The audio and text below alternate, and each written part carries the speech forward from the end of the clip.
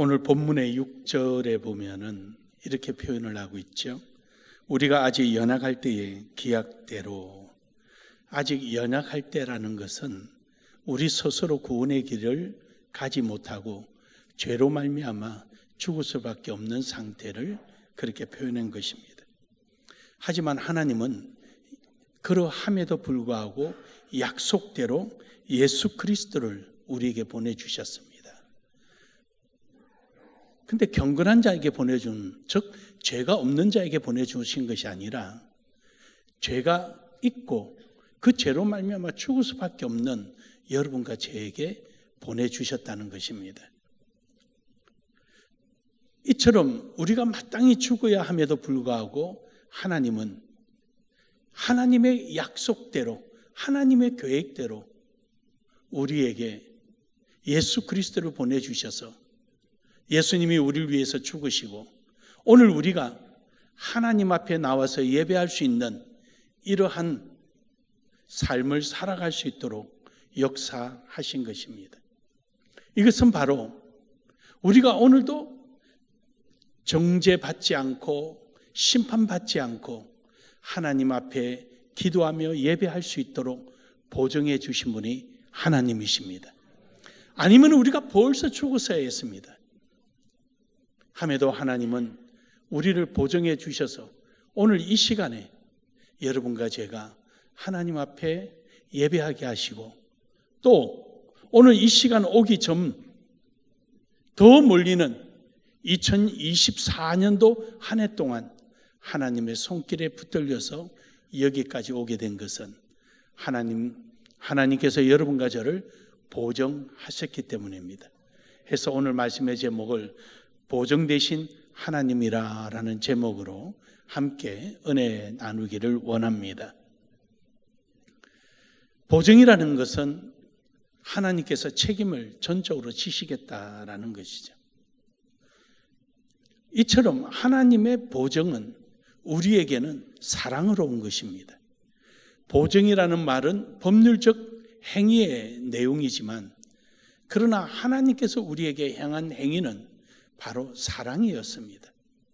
사랑 때문에 예수 그리스도의 독생자를 보내주시고 사랑 때문에 오늘 여러분과 저를 끝까지 지키시고 보호하시고 하나님의 사랑으로서 우리의 죄를 용서해 주시고 우리의 부족함을 감사 주시는 것입니다.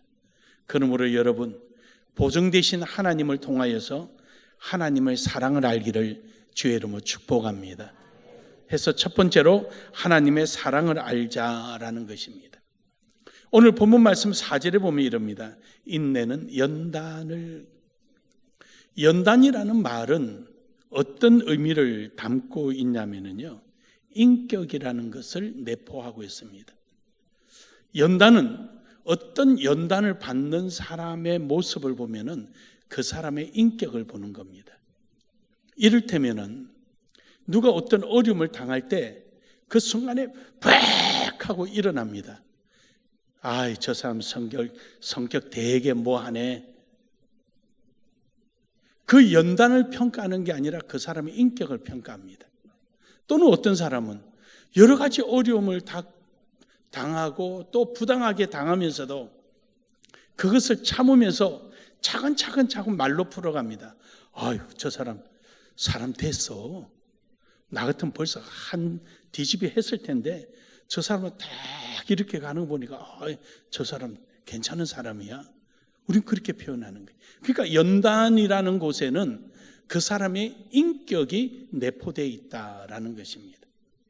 또 그런가 하면은 연단이라는 속에는 성실함이 있습니다. 그 연단을 완전히 다 수용하고 끝내는 데까지 그걸 참고 인내하고 있는 그 성실함이 있다라는 것이죠. 어떤 사람은 뭘 찌르기만 하면은 푸르륵 하고 일어나는데 이 사람은 그렇지 않고 그러한 연단을 끝내 인내하며 참으며 그 안에서 자기의 할 일을 찾아가는 이런 성실함도 있다라는 것이죠. 또 연단이라는 것은 능력을 이루는 힘이다라는, 어떤 사람이 어떤 어려움을 많이 겪고 연단을 받고 난 사람이 있다 그러면은 그러한 연단을 처음 받는 사람은 이미 받고 이겨낸 사람에게 이때 어떻게 해야 되지? 저를 어떻게 해야 되지? 이렇게 물어보게 되는 거죠.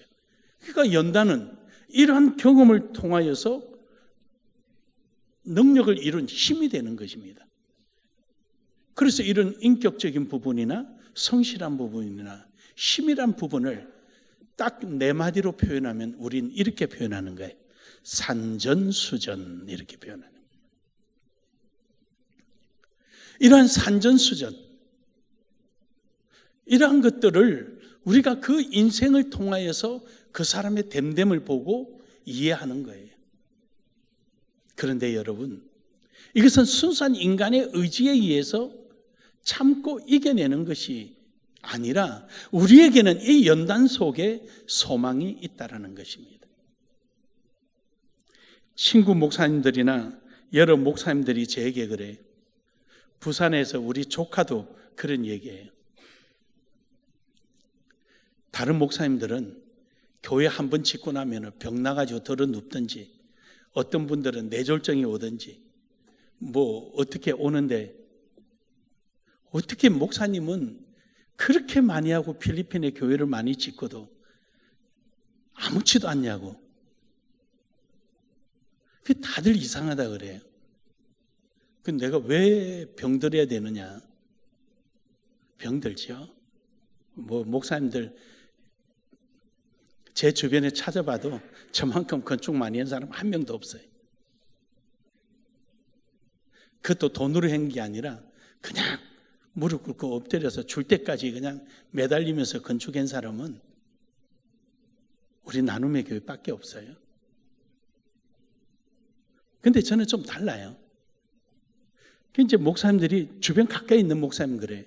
목사님을 어떤 일을 하면 굉장히 디테일하고 기획을 하고 계획적이고 하나하나 점검해가는 분인데 어떻게 보면은 굉장히 쿨한 면이 굉장히 많아요. 그래요. 나 그럴 수밖에 없죠.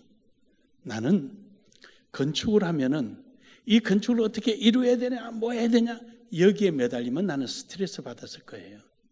나는 거기 있지 않고 건축 이후에 있을 하나님의 역사에 대한 소망을 가지고 있습니다. 그래서 뭐가 됐든 여러분에게도 설교할 때 제가 항상 그랬습니다. 이 건물이 중요하지 않고 이 건물을 통하여서 하나님 앞에 드릴 일을 우리는 생각하는 거죠. 그러니까 스트레스 받을 일이 아니라 소망이 더 큰 거죠. 오늘 여기 본문 말씀 4절에서도 그럽니다. 인내는 연단을 소망을 이룰 줄 알미라. 할렐루야. 그 이후에 있을 것을 생각하는 거예요. 이게 목적이 아니죠. 이거는 과정이죠. 목적이 아니에요. 이거는 과정에 지나지 않는 거죠. 그 다음에 뭘 어떻게 할 것인가? 어떻게 이루어갈 것인가? 사랑하는 여러분, 이처럼 우리는 우리에게 다가오는 여러 가지 힘들고 어려움이 있을지라도 그 연단을 도리어 우리는 소망으로 변환시키고 나아가는 은혜가 있기를 주의 이름으로 축복합니다. 그래서 이 소망을 가진 사람은 연단을 연단으로 보는 것이 아니라 하나님의 사랑으로 보는 거죠.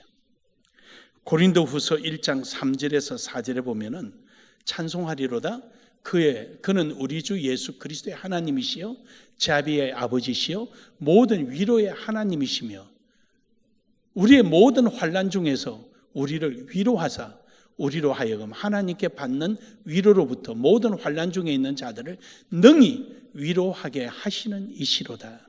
아멘. 우리에게 오는 이 환난, 그것은 하나님의 위로가 오기 위한 전초전이에요. 그러니까 이 환난이 오고 나면은 틀림없이 하나님의 위로가 온다는 것이죠.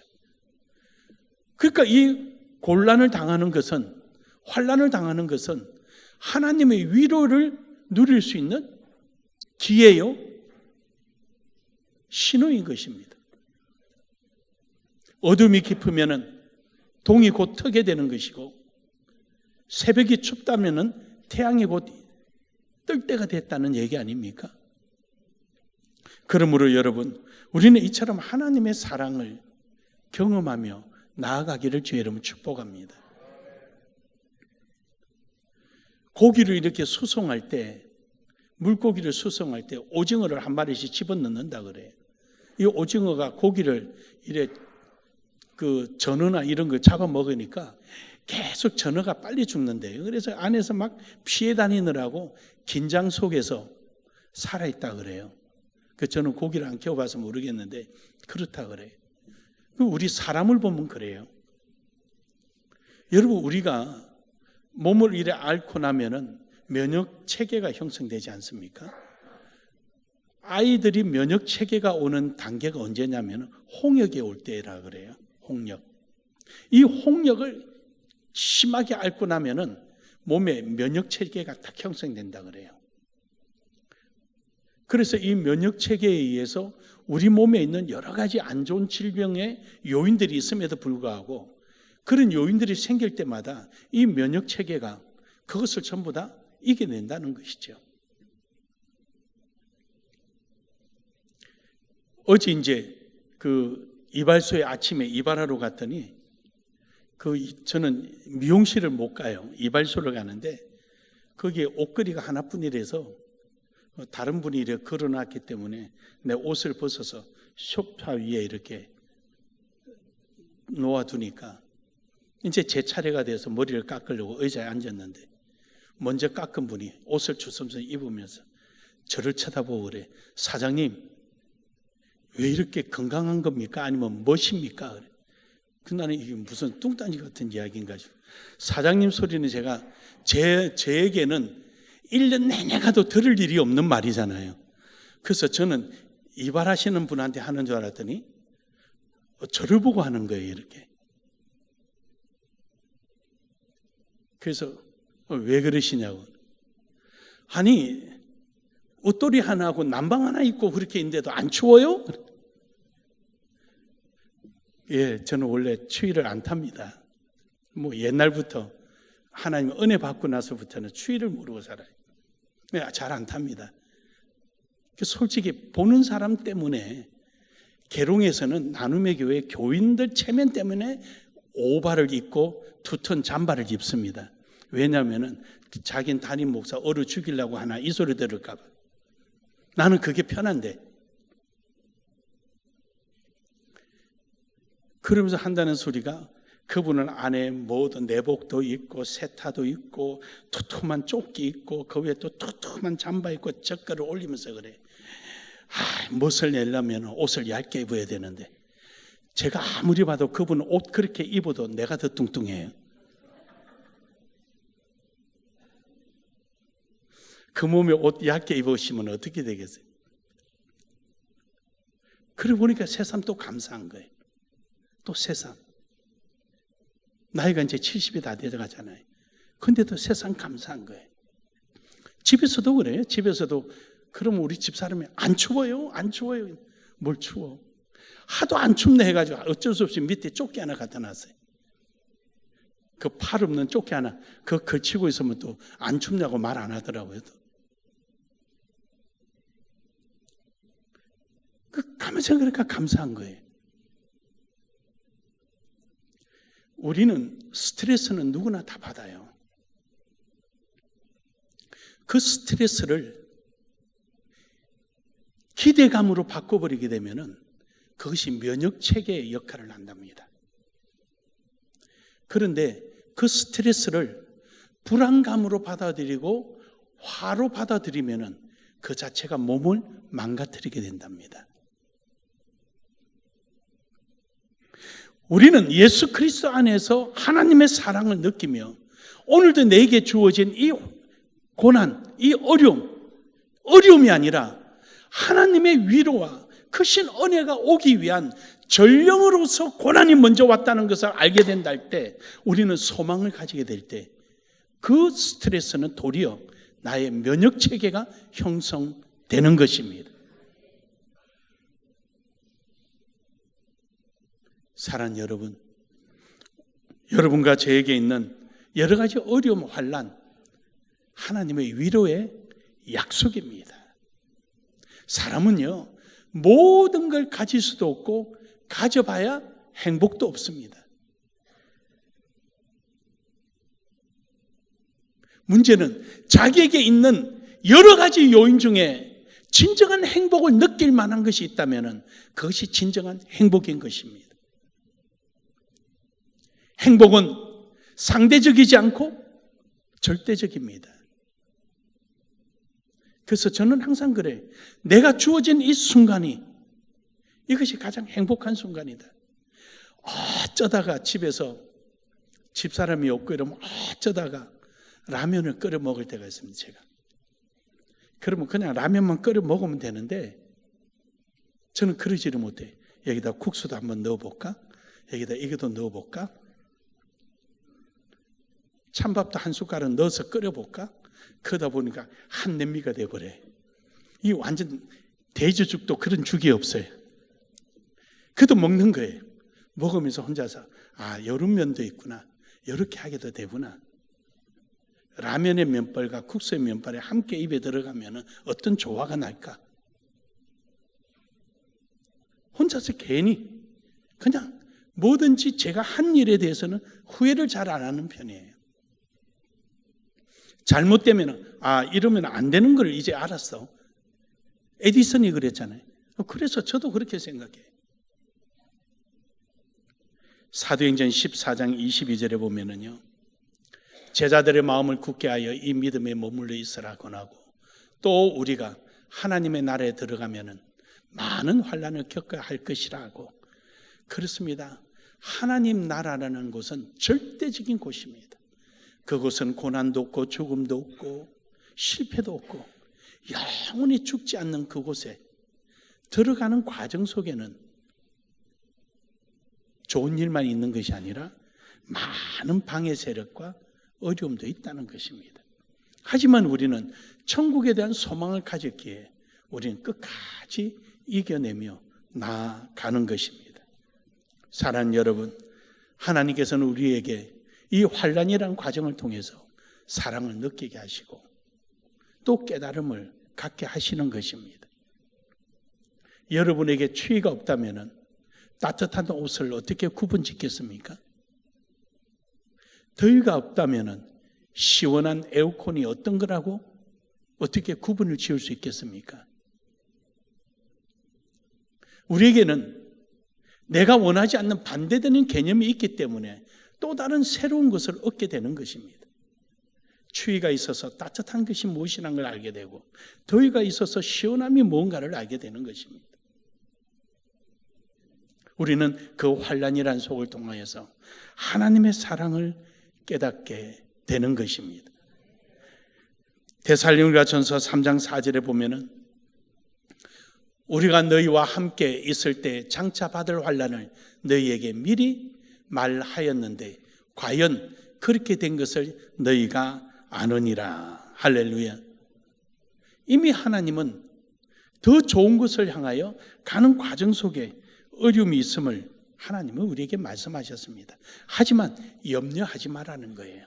왜냐? 요한복음 16장 33절에 보면은 하나님께서 환난을 내가 이겼다. 내가 세상을 이겼어. 너희들에게 평안을 주느니 걱정하지 마라. 그러니까 너희들은 환난이라는 자체의 마음을 두지 말고 환난 이후에 있을 하나님에 대한 마음을 품어라. 할렐루야. 그 마음에 품어라. 그것이 하나님이 내게 주시는 거예요. 다른 게 아니에요. 제가 농담 삼아 이제 가끔 어떤 분들이 그 집사람하고 결혼 어떻게 했냐고 묻고 그러는데 저는 결혼도 굉장히 디테일하게 준비를 했습니다. 어떻게 준비하느냐? 체크리스트를 만들어요. 공, X, 삼각형. 이것만큼은 공이 안 되면, O가 안 되면 절대 안 되는 부분이 있어요. 그 부분은 학교 출결 사항이에요. 학교를 옛날에는 우리 그거 주잖아요. 개근상 주잖아요. 연애하면서 살짝 물어보는 거예요. 개근상 받았나 받았대요. 개근상을 받으면 첫째 성실, 두 번째 건강이에요.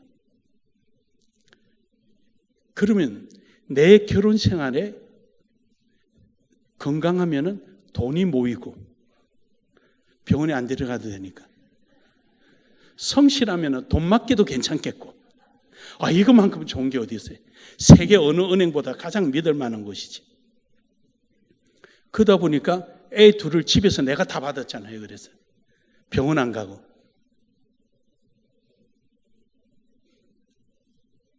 그리고 또 여러 가지 조건이 있어요. 이거는 삼각형에서 내려가면 안 되고, X 몇 개가 되면 이건 절대 안 되고, 이렇게 혼자서 체크리스트 만들어서 뒤에서 이제 내가 설명해 주지. 처음부터 그랬으면은 도망갈까봐 이제 뒤에 가서 결혼하고 이야기해 줬어요. 왜냐하면은 결혼은 순간이 아니거든요.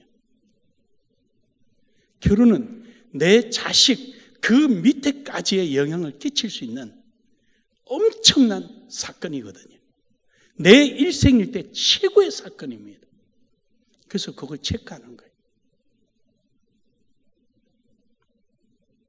내 손자, 손녀한테까지 영향을 끼칠 일이기 때문에. 여러분, 우리에게 있는 것은 어떤 목적을 위하여 우리에게 오는 환난, 어려움은 우리가 능히 감수하고 받아들이고 그 있을 마지막 그 소망을 위하여 우리는 꿈을 꾸고 나아가는 것입니다. 그러므로 여러분, 우리는 이러한 마음을 야고보서 5장 7절에서 이렇게 표현합니다.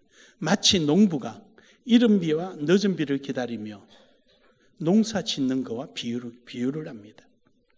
비가 오지 않을까 염려하고, 비가 많이 와도 걱정되고, 씨를 뿌리고도 걱정하고, 풀이 나면 어떻게 하나, 온통 걱정 속에 있지만 그 일을 짜증내면서 하지 않습니다. 이유는요, 마지막에 추수할 때 그날을 소망하고 있기 때문입니다. 사랑하는 여러분, 오늘도 하나님의 사랑 안에 있기를 주의 이름으로 축복합니다. 두 번째로는 성령으로 보정해 주신다는 사실입니다. 오늘 6절 말씀에 보면은 5절 말씀에 보면은 소망이 우리를 부끄럽게 하지 아니하면 우리에게 주신 성령으로 말미암아. 우리가 하나님 앞에 그 환난을 소망으로 성화시켜서 이겨내고 나아갈 때 우리의 그 소망이 부끄럽지 않도록 성령이 오셔서 우리를 도우시고 그 일을 이루어 가시는 것입니다. 성령께서 내 길을 잡아 당기고 멱살을 잡고 끌고 가지 아니하실지라도 성령은 우리의 그 길을 인도해 주셔서 오늘 이 자리에 앉아있게 하신 줄 믿으시길 바랍니다. 고린도후서 1장 22절에 보면은 성령은 우리를 인치셨다 그러는 거죠. 옛날에는 가죽으로 되어 있고요. 가죽의 이 반지가 인장이에요. 이 인장을 가죽에 꽉 누르면은 가죽이 푹 패이게 되죠. 그리고 거기에 빨간 색깔로 위에 칠해버립니다. 이게 이제 도장이에요. 이거는요, 지울래요? 지울 수가 없어요. 성령의 하나님이 우리 안에 우리를 성령이 도장이 되어 주셔서 지울래나 지울 수 없을 정도로 우리를 보정하신 줄 믿으시길 바랍니다. 그래서 우리가 소망하는 거, 기도하는 거, 기도의 제목들, 이거 전부 다 성령이 우리 안에서 이루어 주시는 거예요. 저는 그냥 입으로 말하는 것이 아니라 100% 확신합니다. 목회자로서가 아니라 하나의 예수 그리스도를 믿는 신앙인으로서 저는 조금도 흔들림 없이 확신합니다. 저는 집사 때부터 시작해서 목회자 된 지금까지 하나님이 한 번도 제 기도에 노라고 해보신 적이 없을 정도로 지금까지 시간의 차이는 있어도 다 이루어 오신 겁니다.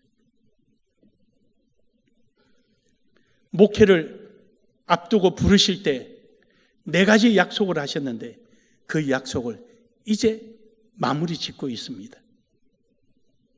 신기합니다. 어떻게 이렇게 이룰 수가 있을까? 돈 500만 원 가지고 가게 하나 얻을 데도 없고 예배당 하나 얻을 데도 없는 그 어려움 속에 당장 내일 아침에 먹을 것도 없는 중에 너희에게 내가 이렇게 하겠다. 네 자식들 공부 걱정하지 마라. 내가 다 공부시켜 놓을게. 너는 내일만 해라. 그러면 4가지를 내게 약속해 주셨어요. 이제 마무리 단계입니다. 얼마나 신기한지 저는 생각만 해도 신기해요.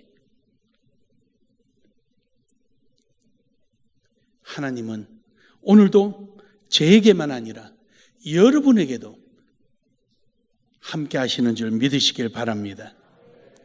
에베소서 1장 13절에서 14절에 보면은 그 안에서 너희도 진리의 말씀 곧 너희의 구원의 복음을 듣고 그 안에서 또한 믿어 약속의 성령으로 인침을 받았으니 이는 우리 기업의 보정이 되사 그 얻으신 것을 속량하시고 그의 영광에 찬송하게 하려 하심이라. 그 우리 기업의 보정, 기업이 뭡니까? 여러분의 삶의 모든 발걸음 닿는, 만나는 사람과 여러분이 행하고자 하는 일, 여러분이 가고자 하는 모든 곳에 함께 하시는 하나님이에요. 그것이 여러분의 기업이에요. 그게 하나님 함께 하셨다는 것이죠. 그래서 그의 영광을 찬송하게 하려 합니다. 어떻게 찬송하느냐? 로마서 8장 15절에 보면은 아버지라고 부르는 거예요. 할렐루야. 여러분이 하나님을 찬송하는 모습은 하나님은 나의 아버지라는 고백이에요. 여러분이 어느 자리에 어느 일을 만나든 여러분이 그 자리에서 하나님은 우리 아버지다, 나의 아버지다라고 고백하는 그 고백이 하나님 앞에 큰 찬양이 되는 줄 믿으시길 바랍니다. 사랑하는 여러분, 하나님은 여러분의 보정이 되십니다. 그러므로 여러분이 있는 자리에서 하나님은 나의 하나님이라고 찬양하기를 주의 이름으로 축복합니다. 마지막으로 믿음으로 행하며 살아야 하는 것입니다. 오늘 8절 말씀에 보면은 우리가 아직 죄인 되었을 때 그리스도께서 우리를 위하여 죽으심으로 하나님께서 우리에 대한 자기 사랑을 확정하셨느니라. 그렇습니다. 예수 그리스도가 십자가에 못 박혀 죽으심으로 말미암아 이제 여러분과 저는 마치 의인처럼 하나님의 그 어려운 일에 동참하게 된 것입니다. 돈이 많아서도 아니고 능력이 있어서도 아니고 많이 배워서도 아니고 어쩌다가 때에 잘 만나서 우연히 일어난 것도 아닙니다. 물론 순간적으로는 있을 수 있겠지만 그러나 지속적으로는 불가능합니다. 바로 그런 삶의 현장, 하나님의 의를 위해서 살아가는 그 현장 자체가 하나님께 자랑입니다. 히브리서 11장 33절에서 34절에 보면은 믿음의 조상들은 칼날 앞에서나 사자 우리 안에서나 여러 가지 환난의 환경 속에 있었지만 그들은 하나님은 나의 아버지요 나의 구세주요 나의 영원하신 인도자임을 조금도 의심하지 않고 믿음으로 끝까지 자기에게 맡겨진 소임을 감당함으로 말미암아 결국은 모든 환난을 이겨내고 적을 물리치고 승리의 자리에 있게 된 것입니다. 이것이 바로 하나님의 함께 있음을 자랑하는 행위요, 이것이 바로 하나님의 자녀됨을 모습인 것입니다. 그러므로 여러분 고린도후서 12장 9절에서 10절에 보면은 오직 주만 바라보고 가는 것입니다. 우리의 약함이 도리어 하나님께 영광이 되고 하나님의 능력이 되는 것입니다. 10절에 보면 그러므로 내가 그리스도를 위하여 약한 것들과 능력과 궁핍과 박해와 공고를 기뻐하노니 이는 내가 약한 그때에 강함이라. 하나님은 나의 아버지가 되시고 나를 위하여 성령을 보내주시고 능력으로 나를 인도해 주시는데 내가 부족해서 할 수 없을 때 나의 힘이 되어주시고 능력이 되어주시고 인도자가 되어주심을 믿으시길 바랍니다. 그래서 오늘 여러분과 저는 약하고 힘들고 어려울 때 오직 주만 바라보는 거예요. 이사야 40장 31절에 보면은 여호와만 앙망하는 겁니다. 하나님만 바라보는 겁니다. 그럴 때 새 힘을 얻게 되고 독수리가 날개치며 비상하듯 하나님의 능력을 누리게 되는 것입니다. 내게 어떤 환난이 올 때 그것을 우리는 스트레스로 받지 마십시오. 내게 어떤 어려움이 올 때 낭망하지 마십시오. 그 약함 속에 하나님의 능력이 있고 불가능 속에 하나님의 기적이 있는 것입니다. 골로새서 1장 11절에 보면은 그의 영광의 힘을 따라 모든 능력으로 능하게 하시며 기쁨으로 모든 견딘과 오래 참음이 이르게 하시고, 앞서도 말씀드렸지만 내게 오는 이 스트레스를, 누구나 스트레스 오지만 이 스트레스를 스트레스로 받아들이게 되면 내 속에 있는 악한 인자들이 활성화되고 결국 면역력이 약해짐으로 인해서 병이 오는 것입니다. 하지만 그 스트레스를 기쁨으로 모든 견딤과 오래 참음에 이르게 될 때, 기쁨으로 받아들일 때 스트레스가 도리어 내 속에 방어벽을 만들게 되고 면역체계를 강화시키고 건강하게 하듯이 우리의 영적인 건강이 찾아오는 줄 믿으시길 바랍니다. 영적인 면역체계가 형성되는 것입니다.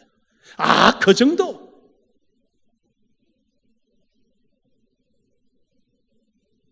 목사님들이 우리 그 교회 들어오는 입구에 큰 거울을 해놨던 총회장님하고 몇몇 총회 어른들이 전화가 온 거예요. 김 목사님, 사회관이 뭐가 잘못된 거예요? 왜 이렇게 힘들어? 어떻게 돼가는 거예요? 목사님, 걱정하지 마세요. 끝은 하나님이 승리하십니다. 누가 승리하든 상관없어요. 하나님이 승리하십니다.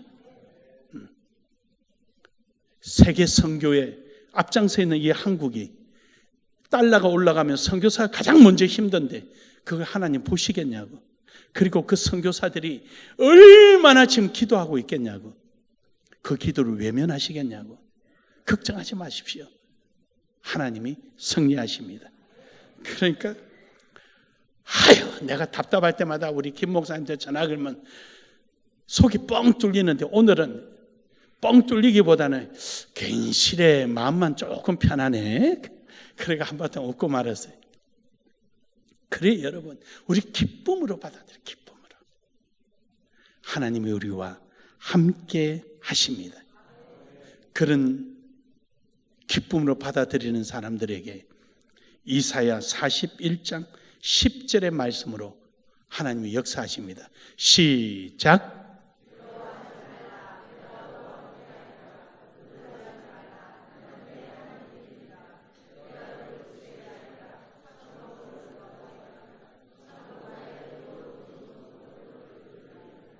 아멘.